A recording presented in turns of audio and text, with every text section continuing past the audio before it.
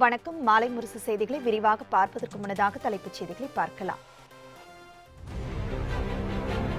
Rafale போர் விமான ஒப்பந்த முறைகேடு தொடர்பான வழக்கு விவகாரம் உச்சநீதிமன்றத்தில் தாக்கல் செய்யப்பட்ட மறுசீராய்வு மனுக்கள் மீது இன்று தீர்ப்பு. நிலையற்ற ஆட்சியை ஏற்படுத்தவும் ஆட்சி அதிகாரத்தை கைப்பற்றவும் எதிர்க்கட்சிகள் துடிப்பதாக பிரதமர் மோடி குற்றச்சாட்டு. 13 கோடி மக்களுக்கு பாஜக கூட்டணி மீது நம்பிக்கை வந்துள்ளதாகவும் பெருமிதம். 2G உள்ளிட்ட பல்வேறு ஊழல்களில் சிக்கிய திமுகவினருக்கு ஊழல் குறித்து பேசுவதற்கு தகுதி இல்லை என முதலமைச்சர் விமர்சனம். மத்தியில் மீண்டும் பாஜக ஆட்சிக்கு வந்தால் வேலைவாய்ப்பு பெருகும் எனவும் உறுதி. 4 தொகுதிகளில் இடைத்தேர்தல் அறிவிக்கப்பட்டதன் மூலம் திமுகவுக்கே வெற்றி. சங்கரன் கோவில் தேர்தல் பிரச்சாரத்தில் மு.க. ஸ்டாலின் நம்பிக்கை. ரஃபேல் ஊழல், நீரவ் மோடியின் வங்கி ஊழல் உள்ளிட்ட விவகாரங்கள் குறித்து நேரடியாக விவாதிக்க பிரதமர் மோடி தயங்குவது ஏன்? காங்கிரஸ் தலைவர் ராகுல் காந்தி கேள்வி. ரஃபேல் போர் விமான ஒப்பந்த முறைகேடு தொடர்பாக உச்சநீதிமன்றத்தில் தாக்கல் செய்யப்பட்ட மறுசீராய்வு மனுக்கள் மீது இன்று தீர்ப்பு வெளியாகிறது. ரஃபேல் போர் விமான ஒப்பந்தத்தில் முறைகேடு நடந்திருப்பதாக காங்கிரஸ் தலைவர் ராகுல் காந்தி உள்ளிட்டோர் தொடர்ந்து குற்றம் சாட்டி வருகின்றனர். இது தொடர்பான வழக்கில் இந்த ஒப்பந்தம் குறித்து சிபிஐ விசாரிக்க உத்தரவிட முடியாது என தீர்ப்பு அளித்தது. இந்த தீர்ப்பை எதிர்த்து யஷ்வந்த் சின்ஹா, பிரசாந்த் பூஷன், அருண் ஜோரி ஆகியோர் உச்சநீதிமன்றத்தில் மறுசீராய்வு மனு தாக்கல் செய்திருந்தனர். இந்நிலையில் இந்த சீராய்வு மனு தொடர்பாக விசாரித்த உச்சநீதிமன்றம் இன்று தீர்ப்பு வழங்க உள்ளது.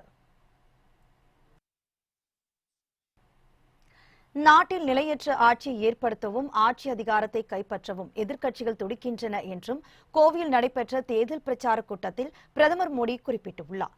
கோவை மக்களவைத் தொகுதியில் அதிமுக சார்பில் போட்டியிடும் பாஜக வேட்பாளர் சி.பி. ராதாகிருஷ்ணன் ஆதரித்து பிரம்மாண்ட தேர்தல் பொதுக்கூட்டம் நடைபெற்றது. கோவையில் உள்ள கொடிசியா மைதானத்தில் நடைபெற்ற இந்த கூட்டத்தில் பிரதமர் மோடி பங்கேற்று சிறப்புரையாற்றினார். அப்போது தமிழக சகோதர சகோதரிகளுக்கு இந்த காவல்காரனின் வணக்கம் என கூறி பிரதமர் தமது உரையை தொடங்கினார். வணக்கம் தமிழ் மக்களுக்கு என்னோட அன்பான வணக்கம். மருதம் லை முருகனுக்கு அரோஹரா. வணக்கம் to my sisters and brothers of Tamil Nadu from your fellow Chowkidar. தமிழர்களின் பண்பாடு பிரசித்தி பெற்றதாக குறிப்பிட்ட பிரதமர் மோடி தமிழ் புத்தாண்டை கொண்டாடும் மக்களுக்கு வாழ்த்துக்களையும் தெரிவித்துக் கொண்டார். தற்போது நடப்பது இரு கூட்டணிகள் இடையிலான ஒரு போட்டி என்றும் மக்களுக்கு பாடுபடும் தேசிய ஜனநாயக கூட்டணி ஒன்று, மற்றொன்று நிலையற்ற ஆட்சி ஏற்படுத்த திட்டமிடும் கூட்டணி என்றும் அப்பொழுது அவர் குறிப்பிட்டார். நாட்டில் நிலையற்ற ஆட்சியை ஏற்படுத்தவும் ஆட்சி அதிகாரத்தை கைப்பற்ற எதிர்க்கட்சிகள் துடிப்பதாகவும் குற்றம் சாட்டிய பிரதமர் பாதுகாப்பான நாட்டை உருவாக்குவதில் தமிழகத்தின் பங்கு முக்கியமானது என்றும் வேலைவாய்ப்பை உருவாக்க மத்திய அரசு நடவடிக்கை எடுத்து வருவதாகவும் கூறினார். Tamil customs are popular all over the world. In a few days from now, Punthadu will be celebrated. I convey my greetings to all of you. These elections are a contest between pro-people work of NDA and anti-people agenda of opposition. NDA's commitment of a stable government versus the opposition's desire for an unstable government so that they can enjoy power. In our vision for a secure India, Tamil Nadu has a special role. This is one of the states where a modern defense corridor will come up. This will make India self-sufficient in this defense production. It will also bring investment to Tamil Nadu and give employment opportunities to the local youth. 13 கோடி மக்களுக்கு பாஜக கூட்டணி மீது நம்பிக்கை வந்துள்ளதாக குறிப்பிட்ட பிரதமர் மோடி ஒவ்வொரு இந்தியனும் நமது காவல்காரர்கள்தான் என்றும் நாம் அனைவரும் ஒருங்கிணைந்து வலுவான பாரதத்தை உருவாக்க பாடுபடுவோம் என்றும் கூறினார். தொடர்ந்து பேசிய அவர் 40ம் நமதே நாடும் நமதே என தமிழில் கூறி தனது உரையை முடித்தார். 130 crore people of India have great faith in the NDA government. Every Indian has become a chowkidar who is standing firm against forces of terror, misgovernance and corruption. We will continue working for the nation with greater energy in the times to come. Narpadum namde, Nadum namde. முன்னதாக அதிமுக கூட்டணி வேட்பாளர்களை அறிமுகம் செய்து வைத்து பேசிய முதலமைச்சர் Edappadi Palaniswami 2G உள்ளிட்ட பல்வேறு ஊழல்களில் சிக்கிய திமுகவினருக்கு ஊழல் குறித்து பேசுவதற்கு தகுதி இல்லை என விமர்சனம் செய்தார். மேலும் சிறப்பாக செயல்பட்டுக் கொண்டிருக்கும் அதிமுக அரசு விவசாயிகள் நலன் மீது அதிக அக்கறை செலுத்தி வருவதாக குறிப்பிட்ட அவர் மத்தியில் மீண்டும் பாஜக ஆட்சிக்கு வந்தால் தமிழகத்தில் வேலைவாய்ப்பு பெருகும் என உறுதியளித்தார். திராவிட முன்னேற்ற கழக ஆட்சியிலே 2G ஸ்பெக்ட்ரம் ஊழல் இன்றைக்கு தமிழகத்திற்கு தலைகுனிய வைத்தது அந்த திராவிட முன்னேற்ற கழக இருந்த அமைச்சர். அவை இன்றைக்கு ஒட்டுமொத்த இந்தியா மட்டுமல்ல, இன்றைக்கு உலகளவிலேயே தமிழர்களை தலைகுனிய வைத்தது இந்த 2G ஸ்பெக்ட்ரம் ஊழல். அவை அப்படிப்பட்ட ஊழல் செய்தவர்கள் இன்றைய தினம் ஊழலை பற்றி விமர்சனம் செய்து கொண்டிருக்கின்றார்கள். நாட்டு மக்கள் அத்தனை பேரும் தேர்தலை நோக்கி பார்த்து கொண்டிருக்கின்றார்கள். நதியில் இணைப்பு திட்டம் வருகிற பொழுது தமிழ்நாடு வளர்ச்சி பெறும். கோதாவரி காவிரி நதிநீர் இணைப்பு திட்டம் இதன் மூலமாக நிறைவேறுவதற்கு வாய்ப்புள்ளது. அப்படி இந்த திட்டம் நிறைவேறுகிற பொழுது டெல்டா பாசன விவசாயிகளுக்கு குறிப்பிட்ட காலத்திலே தேவையான நீர் கிடைக்கும். மாண்புமிகு புரட்சித் தலைவர் அம்மாவுடைய அரசை பொறுத்த வரைக்கும் விவசாயிகளுடைய நலன் காக்கப்படுகின்ற அரசாக இருக்கின்றது.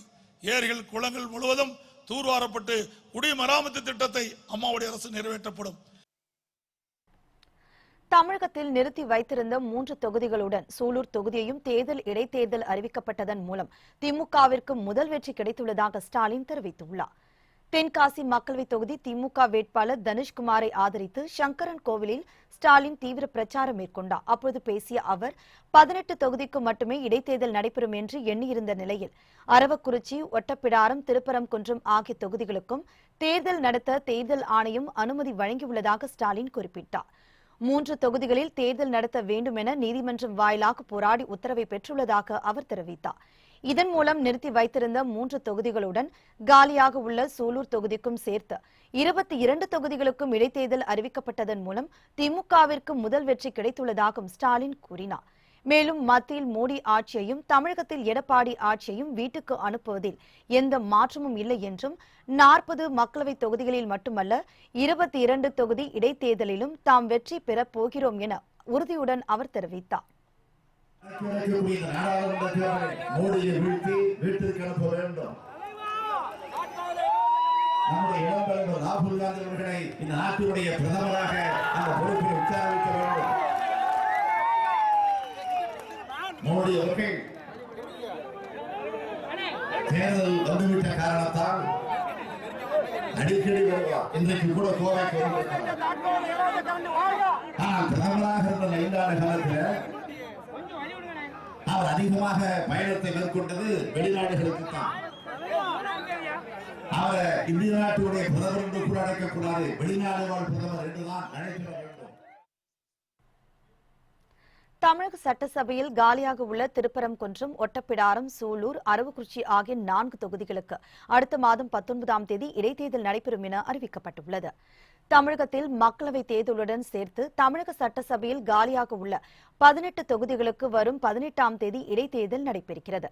இதே தேதியில் காலியாக உள்ள திருப்பரங்குன்றம், ஒட்டப்பிடாரம், சூலூர், அரவக்குறிச்சி ஆகிய 4 தொகுதிகளுக்கும் தேர்தல் நடத்தப்பட வேண்டும் என திமுக உள்ளிட்ட எதிர்க்கட்சிகள் வலியுறுத்தின. ஆனால் இந்த கோரிக்கையை தேர்தல் ஆணையம் நிராகரித்துவிட்டது. இது தொடர்பாக தொடரப்பட்ட வழக்கும் தள்ளுபடியானது.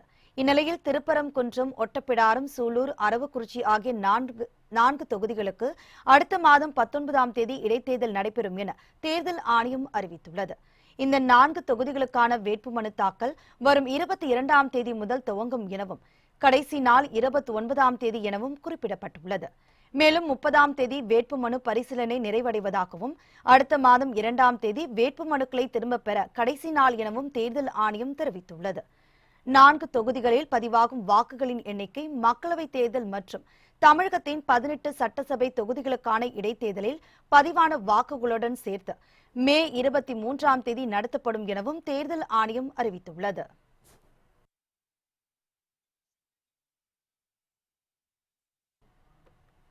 பதினேழாவது மக்களவைக்கான முதல்கட்ட தேர்தல் நடைபெறும் 91 தொகுதிகளில் பிரச்சாரம் நிறைவடைந்துள்ளது. மக்களவைத் தேர்தல் 7 கட்டங்களாக நடைபெறவுள்ளது. ஆட்சியை தக்கவைக்கும் முனைப்பில் பாஜகவும் ஆட்சியை பிடிக்க காங்கிரசும் இடையே கடும் போட்டி நிலவுகிறது. கட்சித் தலைவர்கள் நாடு முழுவதும் அனல் பறக்கும் பிரச்சாரங்களில் ஈடுபட்டு வருகின்றனர். இந்நிலையில் 17வது மக்களவைக்கான முதல் கட்ட தேர்தல் நடைபெறும் 20 மாநிலங்களில் நேற்றுடன் பிரச்சாரம் ஓய்ந்தது. ஆந்திரா உள்ளிட்ட 20 மாநிலங்களில் 91 தொகுதிகளுக்கான முதல்கட்ட தேர்தல் நாளை நடைபெறுகிறது. வாக்குப்பதிவு நடைபெற உள்ள பகுதிகளில் தேர்தல் பணிகள் தீவிரமாக மேற்கொள்ளப்பட்டு வருகின்றன. முதல்கட்ட வாக்குப்பதிவு நேர்மையாகவும் சுமூகமாகவும் நடைபெற அனைத்து ஏற்பாடுகளையும் தேர்தல் ஆணையம் மேற்கொண்டு வருகிறது. பதற்றமான வாக்குச்சாவடிகளில் பாதுகாப்பு பலப்படுத்தப்பட்டு வாக்குப்பதிவை வீடியோ பதிவு செய்யவும் நடவடிக்கைகள் எடுக்கப்பட்டுள்ளன.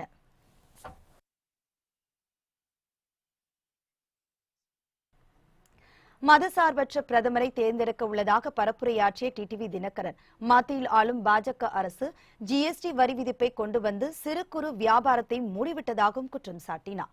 அம்மா மக்கள் முன்னேற்றக் கழகம் சார்பில் போட்டியிடும் சிவகங்கை தொகுதி வேட்பாளர் தேர்போகி பாண்டியை ஆதரித்து அக்கட்சியின் துணை பொதுச் செயலாளர் டிடிவி தினகரன் பிரச்சாரம் மேற்கொண்டார். சிவகங்கை அரண்மனை வாசலில் வாக்கு சேகரித்த அவர், தமிழகத்தை ஆளும் தற்போதைய அரசு பாஜகவுக்கு அடிமையாகிவிட்டதாக விமர்சனம் செய்தார். மேலும் மதசார்பற்ற பிரதமரை தேர்ந்தெடுக்க உள்ளதாக பரப்புரையாற்றிய டிடிவி தினகரன், மத்தியில் ஆளும் பாஜக அரசு ஜிஎஸ்டி வரி விதிப்பை கொண்டு வந்து சிறு குறு வியாபாரத்தை மூடிவிட்டதாகவும் குற்றம் சாட்டினார். எல்லாத்தையும் சரி பண்றதுக்கு இதை விட்டா வாய்ப்பு இல்லை. அப்புறம் தமிழ்நாடு நீங்களா தத்தளிக்க வேண்டிய நிலைமைக்கு ஓடி கொண்டு போய் விட்டுருவாரு. நம்ம எல்லாம் தமிழ்நாட்டை காலி பண்ணிட்டு வேற எங்கேயாவது போகணும் வேலை வேண்டியது தனி. நான் ஏதோ பயமத்தில் சொல்றேன், உண்மை நிலை யோசித்து பாருங்க. இந்தியாவில் மதச்சார்பற்ற பிரதமர் அது யாரா இருந்தாலும் நம்ம தேர்ந்தெடுக்கக்கூடிய இடத்துல நம்ம தான் இருக்கிறோம். தமிழ்நாட்டு திட்டங்களை நிறைவேற்றி தருவதைத்தான், தமிழ்நாட்டுக்கு தேவையில்லாத திட்டங்களை கொடுக்க கூடாது என்று சொன்னால் செய்யாதவரை தான், நீட் தேர்வை ரத்து செய்வதற்கு தான். மக்கள் நீதி மய்யம் வெற்றி பெற்றால் தேர்தல் அறிக்கையில் அளிக்கப்பட்டுள்ள வாக்குறுதியை நிறைவேற்றுவோம் என கமலஹாசன் உறுதி அளித்துள்ளார். தருமபுரி நாடாளுமன்ற தொகுதியில் மக்கள் நீதி மய்யம் கட்சி சார்பில் போட்டியிடும் வேட்பாளர் ராஜசேகர் மற்றும் பாப்பிரெட்டிப்பட்டி சட்டமன்ற இடைத்தேர்தலுக்கான வேட்பாளர் நல்லதம்பியை ஆதரித்து அக்கட்சியின் தலைவர் கமலஹாசன் பிரச்சாரம் மேற்கொண்டார். தருமபுரி 4 ரோடு சந்திப்பில் பரப்புரையாற்றிய அவர், மத்தியில் பிரதமர் யார் என்பது முக்கியமில்லை என்றும் நமது உரிமைகளை மத்தியில் கேள்வி கேட்டு தேவைகளை கொண்டு வரும் வேட்பாளரே முக்கியம் என குறிப்பிட்டுள்ளார். மேலும் கட்சியின் தேர்தல் அறிக்கையில் குறிப்பிடப்பட்டிருப்பது போல் தருமபுரி மாவட்டத்தை சேர்ந்த 1 லட்சம் பேருக்கு வேலைவாய்ப்பு ஏற்படுத்தி தருவோம் என்றும் கமலஹாசன் உறுதி அளித்தார். சாத்தியம் என்பது சொல்லல்ல, செயல். இது சில பேருக்கு புரியாது. ஏன் ஒரு கூட்டம் சாத்தியம் என்பது சொல்லல்ல செயல் இப்படி உற்சாகமா கத்துறாங்க. 30 வருஷமா இவங்களுக்கு நான் சொல்லிட்டு இருக்கிற விஷயம்.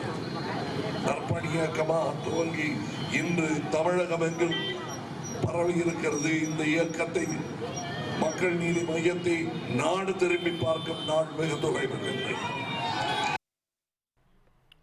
ரஃபேல் ஊழல், நீரவ் மோடியின் வங்கி ஊழல் உள்ளிட்ட விவகாரங்கள் குறித்து நேரடியாக விவாதிக்க பிரதமர் மோடி தொடர்ந்து மறுத்து வருவதாக ராகுல் காந்தி குற்றம் சாட்டியுள்ளார். நாடாளுமன்ற தேர்தலை ஒட்டி நாட்டில் பல்வேறு அரசியல் கட்சிகளும் முக்கிய அரசியல் தலைவர்களும் பிரச்சாரம், செய்தியாளர் சந்திப்பு போன்ற களப்பணிகளில் ஈடுபட்டு வருகின்றனர். இதேபோல் தொழில்நுட்பத்தின் உதவி கொண்டும் தங்கள் கருத்துக்களை பதிவு செய்து வருகின்றனர். அந்த வகையில் காங்கிரஸ் கட்சியின் தலைவர் ராகுல் காந்தி தனது டுவிட்டர் பக்கத்தில் ரஃபேல் ஊழல், நீரவ் மோடியின் வங்கி ஊழல் உள்ளிட்ட விவகாரங்கள் குறித்து நேரடியாக விவாதிக்க பிரதமர் மோடி தொடர்ந்து மறுத்து வருவதாக குறிப்பிட்டுள்ளார். ஊழல் குறித்து விவாதிக்க ஏன் அஞ்சுகிறீர்கள் எனவும் டுவிட்டர் பக்கத்தில் ராகுல் காந்தி கேள்வி எழுப்பியுள்ளார். காங்கிரஸ் கட்சியின் தேர்தல் அறிக்கையினை வெளியிட்ட பின்னர் நாட்டின் பாதுகாப்பு, ஊழல் மற்றும் வெளிநாட்டு கொள்கை ஆகியவை குறித்து விவாதம் செய்ய பிரதமர் மோடிக்கு ராகுல் காந்தி சவால் விடுத்திருந்தார்.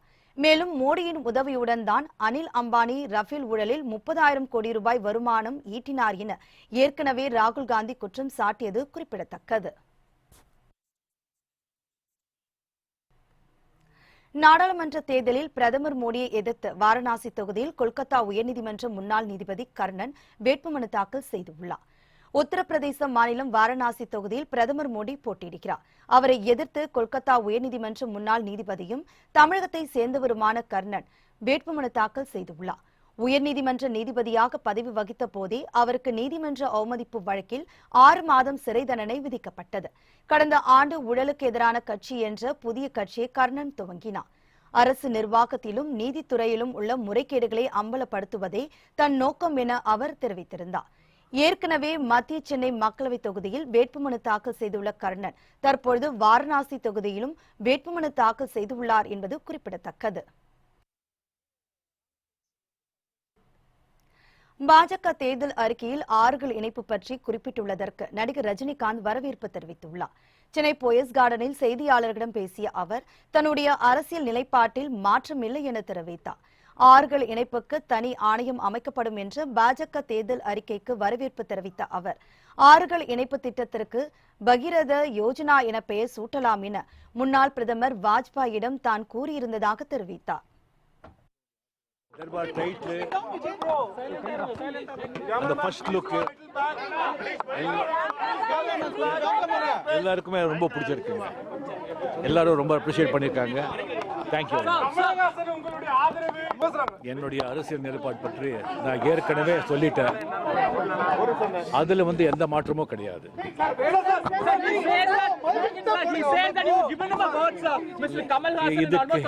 இதுக்கு மேல ஒன் மினிட் இதுக்கு மேல இதை பத்தி நான் எதுவுமே பேச விரும்பல. இதை தயவு செஞ்சு ஊடகங்கள் பெருசாக்கி நம்முடைய நட்பை கெடுத்துறாதீங்க. நடிகர் கமலுக்கு ஆதரவா என்பது குறித்து செய்தியாளர்கள் கேள்விக்கு 2 பேருக்கும் இடையே மோதலை ஏற்படுத்த வேண்டாம் என ரஜினிகாந்த் கேட்டுக் கொண்டார். இப்ப பிஜேபி நேற்று தான் தேர்தல் அறிக்கை வெளியிட்டிருக்காங்க. நான் ரொம்ப நாளா சொல்லிட்டு இருக்கேன், நதிகள் நாட்டோட நதிகளை இணைக்கணும் அப்படின்னு சொல்லிட்டு. அது நம்ம லேட் பிரைம் மினிஸ்டர் வாஜ்பாய் அவருடைய கனவு அதான் இருந்தது. அவர் பிரைம் மினிஸ்டர் இருக்கும்போது ஒரு வாட்டி நான் மீட் பண்ணி இதை பற்றி நான் ஒப்புத்திருந்து சொல்லியிருந்தேன். சொல்லிட்டு இது பெரிய ப்ராஜெக்ட், இதுக்கு பகீரத யோஜனா அப்படின்னு சொல்லி பேர் வையுங்க அப்படின்னு சொல்லியிருந்தேன். அவருக்கு ரொம்ப பிடிச்சிருந்தது. அவரு சிரிச்சுக்கிட்டார். பகீரதம் அப்படின்னு சொன்னால் சாத்தியமாகாதது சாத்தியமாக்குறது. இது இப்போ அவங்க தேர்தல் அறிக்கையில் பிஜேபி நதிகளை நாட்டோட நதிகளை இணைக்கிறோம், அதுக்கு ஒரு ஆணையத்தை உருவாக்குறோம் அப்படின்னு சொல்லியிருக்காங்க. அது ரொம்ப வரவேற்கத்தக்கது. ஆண்டவனுடைய ஆசீர்வாதத்தால் மக்களுடைய தயவால் அவங்க என்ன ரிசல்ட் கொடுக்குறாங்கன்னு தெரியாது. அந்த என்டிஏ ஃப்ரண்ட் அவங்க மத்தியில் ஆட்சி அமைத்தா முதல்ல இந்த நாட்டோட நதிகளை இணைக்கணும். அது மட்டும் செஞ்சாங்கன்னு சொன்னால் நாட்டில் ஒருமை பாதி ஒருமை போயிடும். பல கோடி மக்களுக்கு வேலை கிடைக்கும். விவசாயிகளுடைய வாழ்வை உயரும். அது மட்டும் அது அவங்க செய்யணும்னு சொல்லிட்டு நான் கேட்டுக்கிறேன். அண்ட் தயவு செஞ்சு தப்பாக நினைக்க வேண்டாம். இது தேர்தல் நேரம், ரொம்ப சென்சிட்டிவான நேரம். இதுக்கப்புறம் நான் எதுவுமே பேச விரும்பல. நன்றி. சத்தீஸ்கர் மாநிலம் தாண்டேவாடாவில் மாவோயிஸ்டுகள் நடத்திய தாக்குதலில் பாஜக சட்டமன்ற உறுப்பினர் பீமா மாண்டவி உட்பட 7 பேர் உயிரிழந்துள்ளனர். சத்தீஸ்கர் மாநிலம் பீஜப்பூர் தொகுதி பாஜக சட்டமன்ற உறுப்பினர் பீமா மாண்டவி தனது காரில் தாண்டேவாடா மாவட்டம் வழியாக சென்று கொண்டிருந்தார். அவருக்கு பாதுகாப்பாக காவல் படையினரும் மற்றொரு காரில் சென்றனர். காட்டுப்பகுதியில் அவர் வாகனம் சென்றபோது திடீரென கண்ணிவெடி வெடித்தது. இந்த தாக்குதலில் பீமா மாண்டவி, காரின் ஓட்டுநர், அவருக்கு பாதுகாப்பாக சென்ற காவல் படையினர் என பலரும் படுகாயமடைந்தனர். விரைந்து வந்த காவல்துறையினர் அவர்களை மீட்டு மருத்துவமனைக்கு அனுப்பி வைத்தனர். ஆனால் அங்கு சிகிச்சை பலனின்றி சட்டமன்ற உறுப்பினர் பீமா மாண்டவி உள்ளிட்ட 7 பேர் உயிரிழந்தனர். இந்த தகவலை குஜராத் மாநில சட்டப்பேரவைத் தலைவர் சுஷில்குமார் வர்மா உறுதி செய்தார். உயிரிழந்தோர் குடும்பத்தினருக்கு பிரதமர் நரேந்திர மோடி இரங்கல் தெரிவித்துள்ளதுடன் தாக்குதலுக்கு கண்டனத்தையும் பதிவு செய்துள்ளார். சென்னை சென்ட்ரல் ரயில் நிலையத்தின் பெயர் பலகையில் டாக்டர் எம்.ஜி. ராமச்சந்திரன் மத்திய ரயில் நிலையம் என பெயர் மாற்றப்பட்டது. சென்னை சென்ட்ரல் ரயில் நிலையத்திற்கு முன்னாள் முதலமைச்சர் எம்ஜிஆர் பெயர் சூட்டப்படும் என பிரதமர் நரேந்திர மோடி அறிவித்திருந்தார். அதன்படி பெயர் மாற்றத்திற்கான அரசாணை கடந்த 5ஆம் தேதி பிறப்பிக்கப்பட்டது. இதனையடுத்து ரயில் நிலையத்தில் உள்ள பழைய பெயர் பலகைகள் அகற்றப்பட்ட டாக்டர் எம்.ஜி. ராமச்சந்திரன் மத்திய ரயில் நிலையம் என்கின்ற பெயர் கொண்ட புதிய பெயர் பலகைகள் வைக்கப்பட்டன. மன்னார்குடி அருகே பட்டாசு வெடித்ததில் கடை வீடுகள் எரிந்து 1 லட்சம் ரூபாய் மதிப்பீட்டிலான பொருட்கள் சேதமாகியுள்ளது. தஞ்சாவூர் மக்களவைத் தொகுதியில் அதிமுக கூட்டணி சார்பில் போட்டியிடும் தமிழ் மாநில காங்கிரஸ் வேட்பாளர் நடராஜன் திருவாரூர் மாவட்டம் மன்னார்குடி அருகே பிரச்சாரம் மேற்கொண்டார். அப்போது வேட்பாளரை வரவேற்க தொண்டர்கள் பட்டாசு வெடித்தனர். இதில் அருகில் இருந்த ஹோட்டல் மற்றும் 2 வீடுகள் முற்றிலும் எரிந்து சேதமானது. இந்த விபத்தில் 1 லட்சம் ரூபாய் மதிப்பீட்டிலான பொருட்கள் கருகியதாக கூறப்படுகிறது. போட்டு கொளுத்திட்டு அந்த பக்கம் பாலம் அந்த பக்கம் போயிருக்காங்க. இந்த சீனி வீடு கிட்ட உள்ள கூரையில போய் சேர்ந்துட்டு அப்படியே கசிய ஆரம்பிச்சோடனே கடை பிடிச்சிட்டு அவங்க காமராஜர் கடையில சுருணுதான் அது. அதுல இருந்து இப்படி பிடிச்சி சுத்தமா எரிஞ்சு கம்ப்ளீட் என்னோட டாக்குமெண்ட்ஸ், பத்திரம், டிவி, ஆண்டனா, பணம் எல்லாமே பர்டிகுலர் அத்தனையுமே காலி. வேட்பாளர் வந்தாங்க, வந்தோடனே அது வெடி வெடிச்சாங்க. அந்த வெடி வந்து கடையில பட்டு கடை 3 கடையும் சுத்தமா எரிஞ்சு போச்சு. பண சேதம் ஆயிருக்கு. பொருள் எல்லாம் சுத்தமா எல்லாம் எரிஞ்சு மோசமாக ஆக்கிருக்கு. நாமக்கல் அருகே குடிநீர் வராததை கண்டித்து காலி குடங்களுடன் பெண்கள் ஆர்ப்பாட்டத்தில் ஈடுபட்டனர். நாமக்கல் மாவட்டம் கீழ்ச்சாத்தனூர் அருகே உள்ள சுண்டக்காபாளையம் என்ற கிராமத்தில் 2000க்கும் மேற்பட்டவர்கள் வசித்து வருகின்றனர். அப்பகுதியில் கடந்த சில மாதங்களாக குடிநீர் முறையாக விநியோகிக்கப்படவில்லை என கூறப்படுகிறது. இதுகுறித்து பலமுறை மனு அளித்தும் நடவடிக்கை எடுக்கப்படாததால் ஆத்திரமடைந்த அப்பகுதி பெண்கள் உள்ளிட்டோர் போராட்டத்தில் ஈடுபட்டனர். மாவட்ட ஆட்சியர் அலுவலகத்திற்கு காலி குடங்களுடன் வந்த அவர்கள் கோரிக்கை மனு அளித்து முறையிட்டனர். அப்பொழுது குடிநீர் பிரச்சினைக்கு தீர்வு கிடைக்காவிட்டால் மறியல் போராட்டம் மற்றும் தேர்தல் புறக்கணிப்பில் ஈடுபட போவதாக எச்சரிக்கை விடுத்துள்ளனர். 3 வருஷமா தண்ணி வரலைங்க சார். இன்னைக்கு நாங்க கலெக்டர் அம்மா பார்க்க வந்தோம். அதனால அவங்க எந்த ஸ்டெப்பும் எடுக்கல. இப்ப இன்னைக்கு இங்க வந்து பார்த்துட்டு போனா தண்ணி ஏற்பாடு பண்ணி தருவாங்களா மாட்டாங்களான்னு தெரியல எங்களுக்கு. அதை அவங்கள இங்க வந்து உட்காந்துருக்கோம், பாக்குறேன்னு சொல்லியிருக்காங்க. பார்ப்பாங்களா பார்க்க மாட்டாங்களான்னு எங்களுக்கு தெரியலைங்க சார். எங்க தண்ணி கஷ்டம் தீர்ந்துடணும். இதோட